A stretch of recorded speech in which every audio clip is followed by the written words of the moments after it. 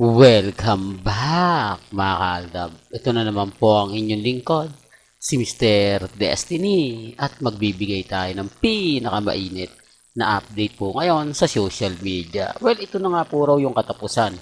Ang kumakalat na annulment o hiwalayan ni Lamaine Mendoza at ni Congressman Arjo ay talagang umiinit po ngayon.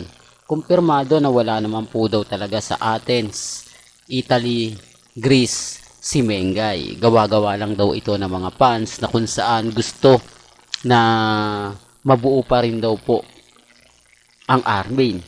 Ito taliwas po sa mga kumakalat ngayon sa social media. Taliwas ito sa mga binabalita at mga nababasa po sa Instagram, sa Twitter at sa mga website.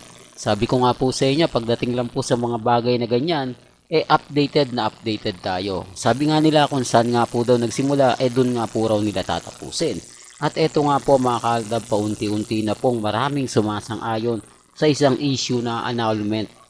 Mapapansin nyo naman po mga kaaldab, sa mga legit dabber cards, tikom ang bibig po nila. Sa kampo naman po ni Congressman Arjo, si Ibiang, Ria, Gela, wala rin naman pong reaksyon. Ganun din po sa pamilya Mendoza. Kung mapapansin nyo, napakabait ngayon ng pamilya Mendoza. Napakabait din ng pamilya Atayde. Kasi yung mga post po sa social media, grabe, di po ba? Pansin nyo na talagang pinupush nila na ganito ganyan, nabubugbog daw si Mengay, ni Congressman Arjo. Keso hindi na raw po nakakayanan ni Maine yung malulupit na ginagawa. Pagkatapos may issue pa na may anak sa labas si Shu Ramirez at si Congressman Arjo. Tapos pinakita pa po yung anak nila ni Shu Ramirez, binata, kumbaga malaki na, pabinata na, di po ba? Tapos may balita na naman si Ogie Diaz na talagang pinag-uusapan, di po ba? Kaya nga sabi ko mga kaaldab, pag ganito ng ganito na nananahimik po, siguradong totoo, di po ba? At wala po talaga sa Athens, Greece, Italy si Mengay at si Congressman Arjo. Base po ito sa mga taga District 1 na nagsasabing namimigay pa rin po raw ng relief goods si Congressman Arjo. Pero po, sino naman po maniniwala sa akin? Siyempre wala. At wala rin po maniniwala sa mga taga District 1. Una sa lahat, kaaway din niya ng Armin. Galit ng mga Armin sa taga District 1. Bakit daw po kasi pinupuna nila ang hindi pagsupot? Pagsupot, ano ba yan, Mr. Destiny? Pagsulpot o pagsipot ni Maine Mendoza sa kanilang lugar para lang magmigay ng mga ayuda, para lang mamigay ng mga damit, pagkain, mineral water sa mga binaha. Di po ba? At sa hindi pagsama ng SONA. Kaya sino yung wala nga po maniniwala kasi una lang sa lahat kapag sinabi mo yan, sasabihin nila Armin ka. Sasabihin nila ano ka, Aldab Nation ka. Brilulo ka, kulto ka, ganto ganyan. Yung tipo talagang ididiin ka nila. Yung tipong kumbaga masakit pero yun po yung totoo. Masakit pero kailangan natin sabihin, kailangan nating iparamdam. Kaya nga sabi ko sa inyo, ako kampante lang ako mga kaaldab. Sa dami kasi ng mga bali-balita ngayon na pinapakalat nila, sa dami ng mga issue na kumbaga kitang-kita nyo naman po at ramdam na ramdam ninyo. Abay, eto na. Po ba? Kaya nga sabi ko sa inyo, hindi ako basta-basta nagpapa-apekto. Pero yung mga bali-balitang ganito, ang sarap patulan, Pabor na pabor sa Aldab Nation yan. O, baka sabihin nyo kay Mr. Destiny na naman galing yan. Hindi po tayo mahilig mag-post ng mga ganyan. Bagkos ako, kasi ito para lang po sa klaro, para lang po sa kaalaman ng lahat. Hindi na po namin pinopost yung hiwalayan, annulment. Kasi alam naman po namin na hindi po talaga totoo ang kasal. Sarswela lang yan. Kasal serye ika nga. Kaya hindi na kailangan ng annulment. Hindi na kailangan ng hiwalayan. Ina-update ko lang po ito, ipinapakita ko lang po na may mga taong kumbaga nagpapakalat ng ganyan para rin mapagbintangan ang walang kamuang-muang at walang ginagawang mga Aldab Nation. Di po ba? Gaya nga po, ako lang naman po yung nagbibigay ng mga post sa Aldab. Although yung iba nagbibigay din ng post, nagbibigay din ng update. Pero depende pa rin po sa mga reliable source nila. Depende pa rin po sa mga taong nakakahabilo nila, nakakasama nila. Di po ba? Kasi ako, yung mga taong nagmamahal lang kila Mengay, kay Alden, at yung mga true-blooded Aldab Nation, di po ba? Eh, hindi ko naman pwedeng ipalandakan yung mga sinasabi nila sa atin, yung mga komento. Alam mo, Mr. Destiny, ganto ganyan. Kasi alam ko hindi naman paniniwalaan eh. Hindi po ba?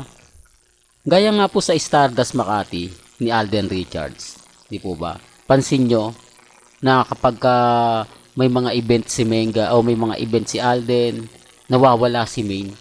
May part po kung nakakapunta po kayo ng Makati sa Stardust bar ni Alden Richards. Meron doon private talaga.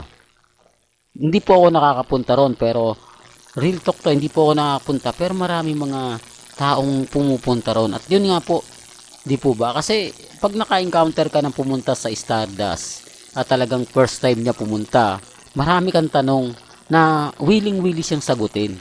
Di po ba?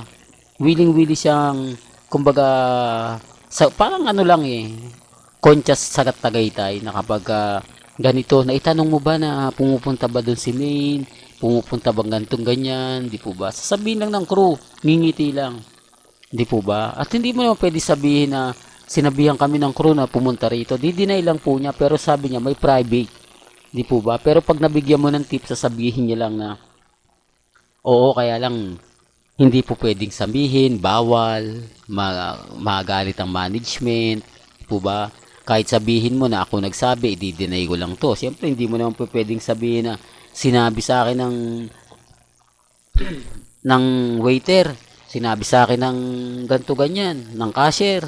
O, siyempre, di-deny din ng cashier yan. O, di-deny din ng waiter yan. Di po ba? Kaya ang sabi ko sa inyo, may mga bagay-bagay po na kami lang pong Aldab ang nakakaintindi at nakakaunawa. Kaya nga po hindi kami naniniwala sa mga annulment, hiwalayan.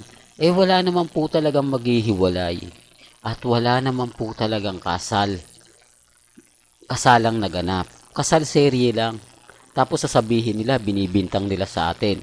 Binibintang nila sa Aldab yung mga nangyayari at nagaganap. Dahil daw sa Aldab Nation, kaya lalong nagkakaroon ng issue. Common sense na lang po. Di po ba? Sabi ko nga po sa inyo, kaya ko nga po nasabi kanina, bumait ang pamilya Mendoza at ang pamilya Ataide.